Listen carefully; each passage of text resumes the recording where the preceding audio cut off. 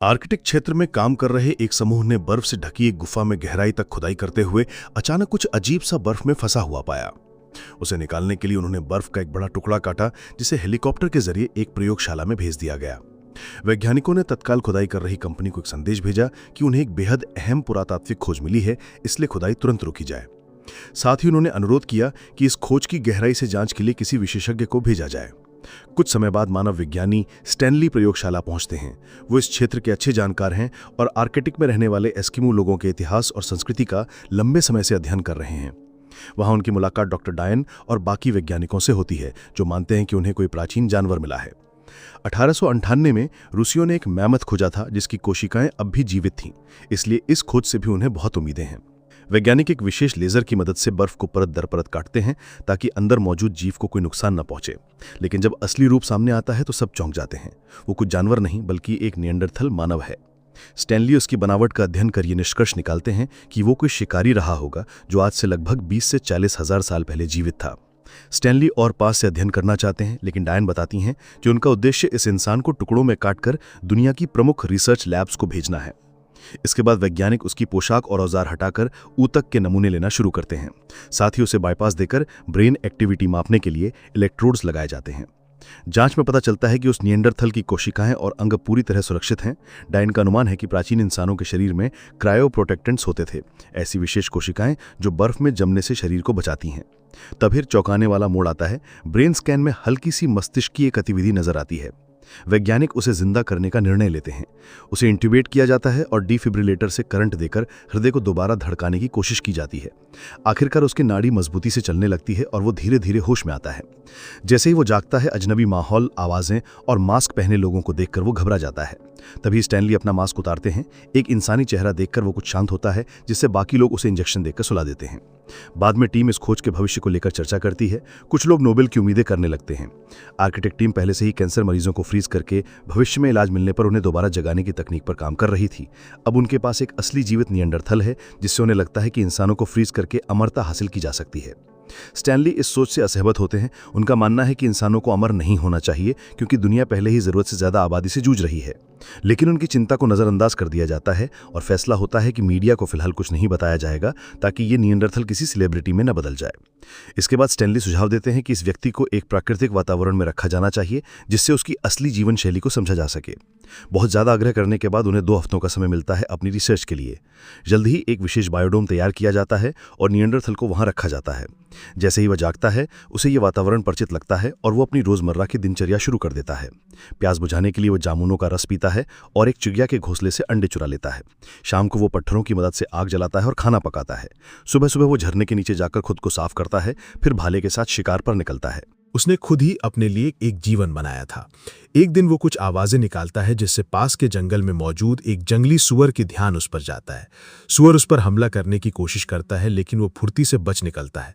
दौड़ते दौड़ते सुअर 2 चट्टानों के बीच फंस जाता है, जिससे वो उसे मार देता है। बाद में जब वो मछली पकड़ रहा होता है तो अचानक जमीन में कुछ धातु जैसा महसूस करता है। वो एक लंबी नली को खींचता है जो जमीन में दबी हुई थी। उसे सूंघता और चाटता है, क्योंकि धातु से वो पूरी तरह अपरिचित है। वो उस नली को खींचता खींचता एक लोहे के दरवाजे तक पहुंचता है। वो दरवाजा हिलाता है और किसी तरह खोल भी देता है। ये देख वैज्ञानिक तुरंत अंदर का दूसरा दरवाजा बंद कर देते हैं ताकि वो अंदर ना आ सके। भीतर रखे जीव अचानक तेज आवाजें निकालने लगते हैं और वैज्ञानिक भी जानबूझकर शोर करते हैं ताकि उसे डराकर वापस भेजा जा सके। लेकिन वो गुस्से में झरने की चोटी पर चढ़ता है और उस मशीन तक पहुंच जाता है जिससे झरना संचालित हो रहा था। वो जोर जोर से चिल्लाने लगता है और मशीन को तोड़ने की कोशिश करता है। स्थिति को नियंत्रण में लाने के लिए एक वैज्ञानिक बायोडोम में जाता है और उस पर बेहोशी का इंजेक्शन चला देता है। फिर उसे स्ट्रेचर पर लिटाकर ऑपरेशन थिएटर ले जाया जाता है, जहां उसके शरीर से सैंपल लिए जाने हैं, जैसा कि पहले से तय था। स्टैनली घबरा जाते हैं और उन्हें याद दिलाते हैं कि अभी उसके रिसर्च के 2 हफ्ते पूरे नहीं हुए हैं। लेकिन डायन उन्हें समझाती हैं कि अब फैसला हो चुका है और इसे स्वीकार करना ही होगा। उसी शाम स्टैनली एक वीडियो दिखाते हैं जिसमें कुछ जनजातीय लोग आग पर नाचते हुए दिख रहे होते हैं। डायन कहती हैं कि ये केवल नर्व ब्लॉकेज का असर है, लेकिन स्टैनली इस पर सवाल उठाते हैं कि दर्द ना लगने की वजह तो हो सकती है, लेकिन त्वचा पर छाले क्यों नहीं होते। वो वीडियो को आगे बढ़ाते हैं और एक सीन दिखाते हैं जहां एक आदिवासी व्यक्ति अपने दोस्त के चेहरे में सुइयां चुभो रहा है, बिना किसी खून के। स्टैनली मानते हैं कि शायद उनका शरीर कोई ऐसा केमिकल बनाता है जो ऊतकों को बचाता है। इसी आधार पर वे सिद्धांत रखते हैं कि ये निएंडरथल भी कोई जैविक सुरक्षा रसायन बनाता है। वो डायन को और रिसर्च करने की अनुमति देने के लिए मना लेते हैं। जैसे ही निएंडरथल की हालत सामान्य होती है, स्टैनली बिना किसी हथियार या उपकरण के बायोडोम में प्रवेश करते हैं ताकि वो डरे ना। अंदर पहुंचते ही वो आदमी जोर से चिल्लाने, दौड़ने और खुद को बचाने की कोशिश करता है। स्टैनली डरे हुए होते हैं लेकिन धीरे धीरे आगे बढ़ते हैं। जब दोनों आमने सामने आते हैं तो वो आदमी स्टैनली पर कूदता है और एक पत्थर से हमला करने वाला होता है। उसी समय ऊपर से एक वैज्ञानिक चिल्लाता है जिससे वो विचलित हो जाता है। स्टैनली द्वारा कोई प्रतिरोध ना करने पर वो पत्थर नीचे छोड़ देता है और स्टैनली के शरीर को गौर से देखने लगता है। वो उसकी त्वचा को छूता है, मुंह में उंगली डालता है, फिर उसके जननांग को दबाकर ये सुनिश्चित करता है कि वो उसके जैसा ही इंसान है। स्टैनली दर्द से चिल्लाते हैं जिससे वो थोड़ा पीछे हटता है और खुद का नाम अरुल बताता है। स्टैनली उसका नाम बदलकर चार्ली रख देते हैं और उसे अपना नाम बोलना सिखाते हैं। चार्ली पहली बार हंसता है। स्टैनली उसकी छाती पर बने निशानों को देखकर पूछते हैं कि ये क्या है।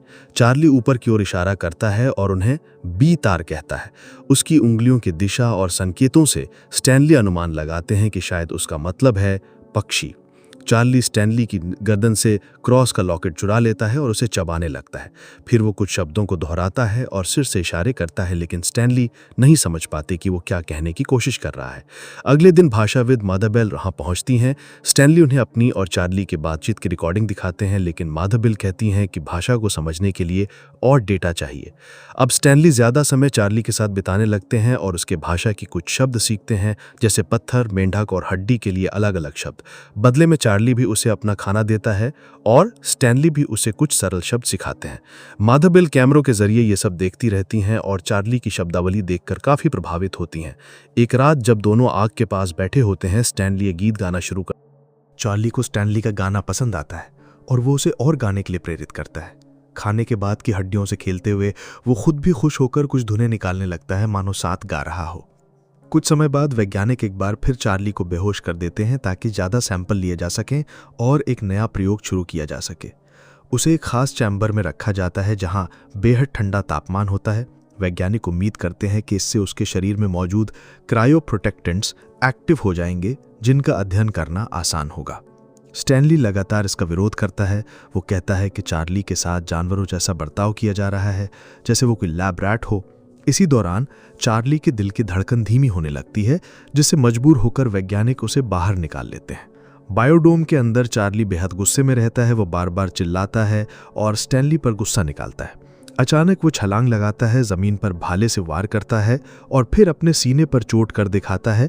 वो चाहता है कि स्टैनली उसे मार दे, लेकिन स्टैनली मना कर देता है और संघर्ष के बाद वहां से चला जाता है।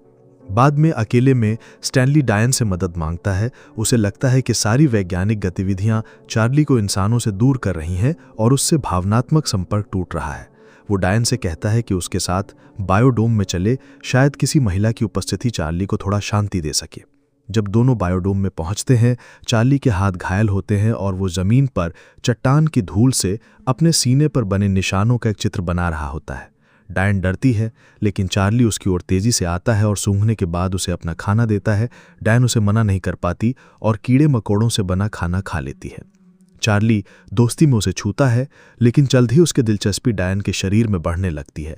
जब वो डायन के जननांग क्षेत्र की तरफ बढ़ता है तो स्टैनली तुरंत बीच में आता है और चिल्लाकर निएंडरथल भाषा में मन शब्द कहता है, जिससे चार्ली पीछे हट जाता है। इसके बाद चार्ली अपनी गुफा से कुछ चीज़ें लाता है और डायन को तोहफे में देना चाहता है, लेकिन स्टैनली मना कर देता है। डायन की तरफ देखते हुए चार्ली उदास हो जाता है और कुछ शब्द बार बार दोहराता है। बाद में जब मेबल उस शब्द का विश्लेषण करती है तो उसे लगता है कि ये शायद औरत के लिए चार्ली का शब्द है, लेकिन उसमें कोई गहराई है जो वो समझ नहीं पा रही। स्टैनली और डायन चार्ली से उन शब्दों की व्याख्या करवाते हैं। चार्ली जमीन पर कुछ चित्र बनाता है, एक औरत, 2 छोटे बच्चे और एक घर जैसा कुछ। वो इशारे से बताता है कि उसका कभी परिवार था। वो इधर उधर दौड़ता है और बार बार वही शब्द दोहराता है। डायन को तब समझ आता है कि वो पूछ रहा है, मेरा परिवार कहाँ है। इस भावुक क्षण को एक हेलीकॉप्टर की आवाज़ तोड़ देती है, जो फैसिलिटी के ऊपर उड़ रहा होता है।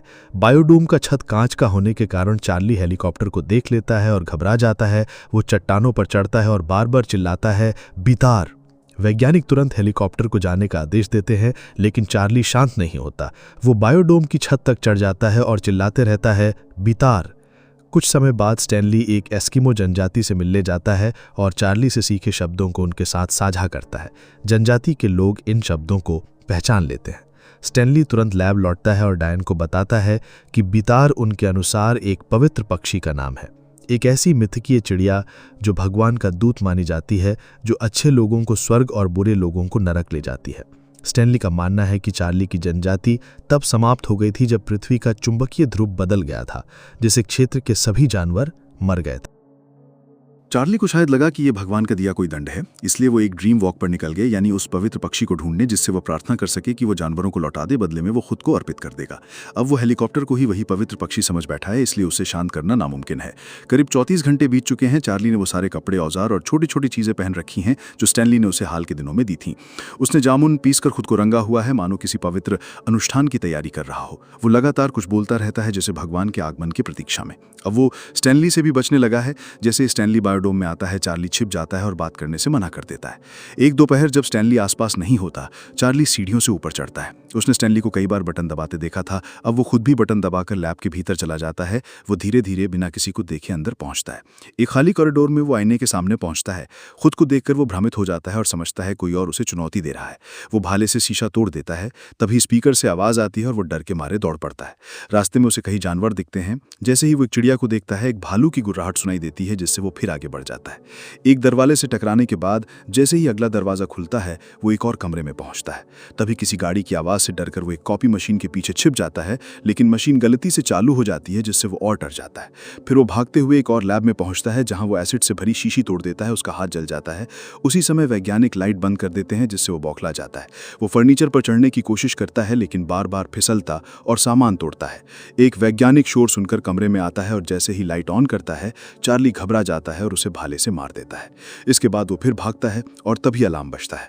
वो एक दरवाजे से बाहर निकलता है और एक सुरंग में घुसता है, जहां अंदर जाते ही ठंड बढ़ती जाती है। जब वो फायर एग्जिट पाता है तो जल्दी से बाहर निकल जाता है और हेलीकॉप्टर को देखकर उसकी तरफ दौड़ता है। पायलट उसे हेलीकॉप्टर की स्की से मारकर गिरा देता है। वैज्ञानिक उसे ढूंढकर वापस अंदर लाते हैं। जांच में पता चलता है कि उसे कोई गंभीर चोट नहीं आई है, न कोई हड्डी टूटी है, न सिर पर चोट है। फिर भी लैब चार्ली को किसी और फैसिलिटी में भेजने का फैसला करती है और स्टैनली को उसके शोध के लिए जिम्मेदार ठहराया जाता है। स्टैनली समझाने की कोशिश करता है कि अगर चार्ली को पिंजरे में रखा गया तो वो मर जाएगा, लेकिन उसकी बात अनसुनी कर दी जाती है। हार न मानते हुए वो चुपचाप सुरक्षा गार्ड से डील करता है और फिर बायोडोम में वापस आता है। चार्ली को ठंड से बचाने के इंतजाम करने के बाद वो उसे बाहर टहलाने ले जाता है। वैज्ञानिक उनके पैरों के निशान देखकर उनका पीछा करते हैं। बर्फबारी शुरू हो जाती है और तभी जमीन पर एक दरार पड़ती है, जिससे दोनों अलग हो जाते हैं। तभी एक हेलीकॉप्टर वहां पहुंचता है। चार्ली उसे देखकर बहुत उत्साहित होता है और चिल्लाता है, बितार, और छलांग लगाकर हेलीकॉप्टर की स्की पकड़ लेता है। हवा में उड़ते हुए वो मुस्कुराता है और कुछ बोलता जाता है। तभी एक पायलट उसे पकड़ने की कोशिश करता है तो चार्ली स्की छोड़ देता है और कई मील तक हवा में ग्लाइड करता हुआ दूर निकल जाता है, एक अजीब सी खुशी और राहत के साथ।